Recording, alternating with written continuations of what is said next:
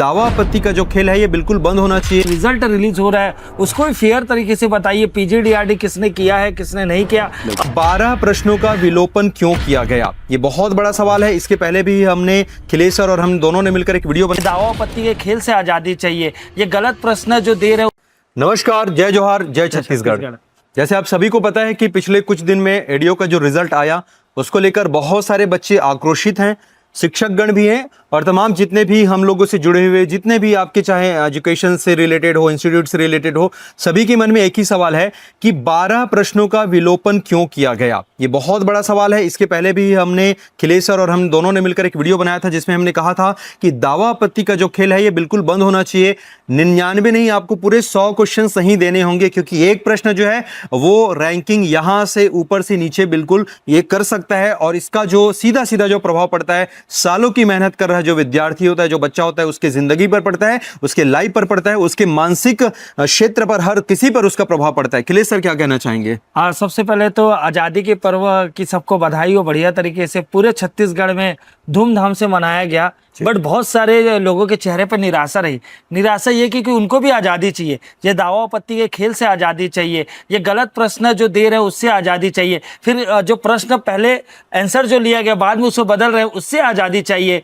तो ये, और सबसे पहले तो भाई जो रिजल्ट रिलीज हो रहा है उसको भी फेयर तरीके से बताइए, पीजीडीआरडी किसने किया है किसने नहीं किया। अब मेंशन कर देते, अगर ये मेंशन नहीं कर पा रहे तो थोड़े दिन और ले लेते, कोऑर्डिनेट कर लेते आप कृषि विभाग से। तो ये सब चीज़ से आज़ादी चाहिए बच्चों को।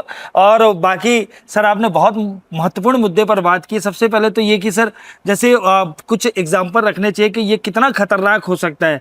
तो पहले तो ये समझिए कि जो फर्स्ट है वो भी जश्न नहीं मना पा रहे, क्योंकि उनको पता नहीं है कि जब नया जो रिजल्ट आएगा उसमें मेरा रैंक क्या होने वाला है। सर आप यहाँ पे ऐसे समझना कि वो तो चलो हम म्यूचुअल कांटेक्ट में हैं, हमारे बहुत सारे बच्चे हैं जिनको पता है कि उन्होंने पीजीडीआरडी कर रखा है या नहीं कर रखा है। उस आधार पे हमने ये तय किया कि हाँ ये जो मार्क्स जो आपने जारी किया है वो बिना पीजीडीआरडी के है, लेकिन आप उसमें प्रॉपर मेंशन करो ना। जब आप बच्चों का कैटेगरी मेंशन कर रहे हो, आप बच्चों का सारा चीज मेंशन कर रहे हो, तो लिख दो यार मोटे मोटे अक्षरों में कि यह पीजीडीआरडी के मार्क्स इसमें ऐड नहीं हुए हैं, आगे चल के ऐड होंगे। और अगर आपने ये सारी चीजें करनी थी तो आप उसको एक चैनल के थ्रू करिए ताकि बच्चों को लगे। सर इसमें आधा अधूरा वही होता है जो आपने बताया कि पहले रैंकिंग है। सर हमारे कॉन्टेक्ट में ऐसे बहुत सारे बच्चे जिनकी अच्छी खासी डबल डिजिट में रैंकिंग है, बट स्टिल सर उनके मन में क्या बीत रहा होगा आप ये सोचिए। और सर चलिए घर में तो घर में मिठाई बांट रहे हैं, एक बच्ची ने तो सर स्टेटस तक डाल दिया कि मैं मैं जो है एडीओ में चयनित हो चुकी हूं करके। सोचो अगर कल की डेट में अगर वो एक आध नंबर से रह गई, मतलब पीजीडीआरडी बच्चे ने उसके जगह सिलेक्शन ले लिया, तो सर उसका क्या हाल होगा। आप उसकी मानसिक स्थिति के बारे में अपनी सोच रहे हो। परिवार वाले एक्चुअली समझ भी नहीं पाते, और परिवार तो छोड़ो सर, बच्चे आधा घंटा 1 घंटे में तो बच्चे नहीं समझ पाए। वो तो क्या जो ऐसे कुछ लोग नॉलेजेबल आदमी थे जो सच्चाई को एक्सेप्ट करते, उन्होंने कंफर्मेशन किया कि हाँ मेरा नंबर इतना आ रहा है और मेरा पीजीडीआरडी के कारण कम नहीं हुआ है, जो कहते हो नंबर आया। जब उन्होंने बड़े हृदय से जब एक्सेप्ट किया तब ये बात क्लियर हुई कि हाँ वो अलग बात है, कई लोग गुप्त सूत्र कोई नहीं बता रहा है, वो तो बच्चे बता रहे हैं कि हाँ सर बड़ा दिल दिखाते हुए कि सर मेरा नंबर इतना नहीं आना था, पीजीडीआरडी का माइनस हो रहा था और मैं तो दूसरे एग्जाम की तैयारी में भिड़ चुका हूँ, लेकिन अचानक से उसका रैंक बढ़िया आ गया। फिर उनको मन में उम्मीद आ गई कि भाई मेरा लगने वाला। और सर 2-3 पॉइंट और मुझे लग रहा है डिस्कस करना चाहिए। पहला तो सर जैसे मान के किसी का जो सेट डी था, सेट डी का पहला ही क्वेश्चन गलत था, तो पहला ही मतलब पेपर में बैठे हो आपको आंसर पता है बट वो गलत है क्योंकि आंसर नहीं आ रहा है। आगे गए सर, एक क्वेश्चन आया था सर अधिनियम, मतलब उससे रिलेटेड डेट के हिसाब से 25 सितंबर 27, 26, 28 ऐसा ऑप्शन था।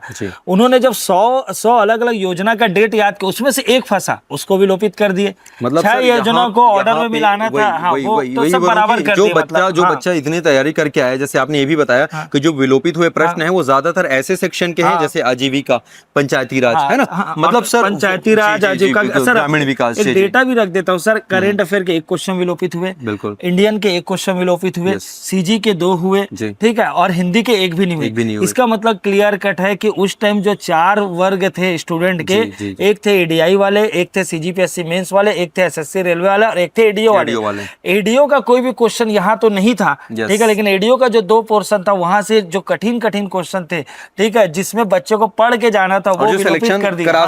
हाँ, वो विलोपित कर दिया, जिससे क्या हुआ सारे जो कैटेगरी के बच्चे थे ठीक है। और मैं किसी को, देखो सर अभी बात एडीओ का हो रहा है, अपन पीएससी मेंस वाले से कोई दुश्मनी नहीं, हम भी पढ़ाते मेंस, है ना। लेकिन बात यही है कि पीएससी मेंस वाले ने सिर्फ 15 दिन उसका तैयारी की, बट उसके किस्मत बोलो या जो बोलो, अगर आप रैंक देखेंगे सर, टॉप के रैंक ज्यादातर पीएससी वाले ही है। क्यों है? क्योंकि बाकी बच्चे ने इतने सारे क्वेश्चन जो है एलिमिनेट कर दिए। मतलब हमारा सीधा यही कहना है कि भाई एडीओ स्पेसिफिक एग्जाम लिया गया, ये 12 प्रश्नों का जो विलोपन है ना सर, मैं फिर से बोलता हूं सर, विलोपन नहीं सर, एक और छोटा सा, आप 12 विलोपन भी बोल रहे हैं, बट एक बार बताओ सर, जब 4 ऑप्शन में एक को चुना तो आप 2 क्यों दे सकते हैं, 3 क्यों दे सकते हैं, है ना। राज्य में तो एक ही मुख्यमंत्री होगा ना, तो आप 3 आंसर दे रहे हो। पहला चीज सर, 3 आंसर पहले दिए थे, उसको चेंज कर दिए। मैं तो ये जानना चाहता हूँ, आप जब पहली बार आंसर लिए तो किस बेस पर लिए? ठीक है, फिर अब बच्चे ने कभी, बच्चे के पास भी होगा प्रूफ, बट वो सही था करके उन्होंने दावापत्ती नहीं किया, और जिनका गलत उन्होंने दावापत्ती कर दिया, मतलब उनको तो नुकसान हो गया ना, जिनका पहले से वो तीनों सही था। ठीक है, तो उनके पास भी तो प्रूफ है, उनको एक और मौका दो या तो आप। जबकि ऐसा कहीं नहीं होता सर। मतलब क्या होता है ना, जैसे मान लेते हैं एक प्रश्न का आंसर आपने ए लिया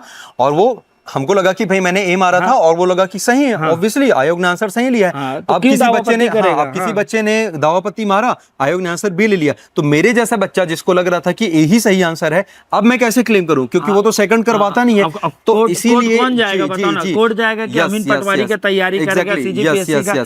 इसीलिए सर ये जो दावापत्ती का जो ये साइकिल जो चलाते हैं ना इन लोग, ये बच्चों से जो पैसा लेते हैं और उनको मेंटली जो डिस्टर्ब करते हैं, सर ये पूर्णतः बंद होना चाहिए। मैं फिर से बोलता हूं सर, 99 नहीं, मुझे 100 क्वेश्चन सही के सही चाहिए। मैं नहीं चाहता कि एक भी प्रश्न विलोपन हो। ये दावापत्ती वाला सिस्टम होना ही नहीं चाहिए भाई। आप 100 प्रश्न लेकर आए, सही लेकर आए, और बच्चे जो है उसको जो है अच्छा उसी को ही फाइनल माने, उसी को फाइनल माने सर। जैसे आयोग करता है यूपीएससी एंड ऑल, बहुत सारे आपने देखा होगा कि उसके थ्रू होता है।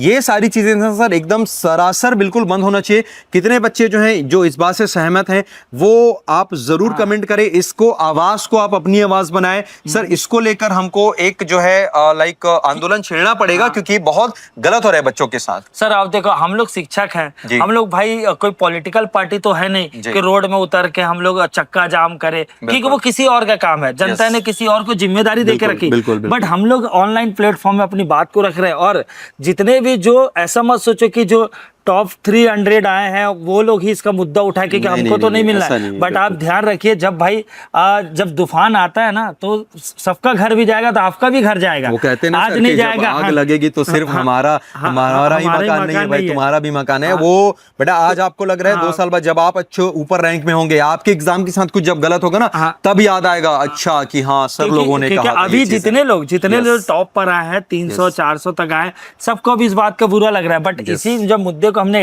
एडीआई पर उठाया तो किसी ने नहीं बताया, दावापत्ती बोला किसी ने।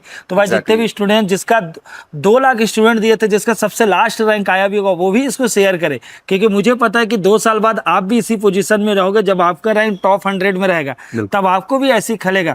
तो मुझे फिर से रिक्वेस्ट है, सारे लोग भाई शेयर करें, लाइक करें। और फिर से बता रहे हैं कि हम रोड में नहीं बैठ सकते, क्योंकि हम ऐसे हम किसी और का काम है। तो और भी बहुत सारे मुद्दे तो है बात करने के लिए, लेकिन सर ये मुद्दा बहुत आवश्यक था। और मैं आप लोगों से, सभी स्टूडेंट से, और यार स्टूडेंट अपने आप पेरेंट्स को भी दिखाओ बेटा कि ये देखो ये ऐसी ऐसी चीजें चल रही हैं। हो सकता है सर किसी के पेरेंट्स कुछ बड़े पोस्ट पे होंगे, कोई ऐसे जगह पर होंगे जहां पर वो अपनी बात को समझा सकते हैं। तो प्लीज आप ज्यादा से ज्यादा इसको शेयर करना। आगे हम इसी प्रकार के और भी वीडियो लेकर आते रहेंगे। आप बने रहे हमारे साथ। धन्यवाद। जय हिंद, जय छत्तीसगढ़।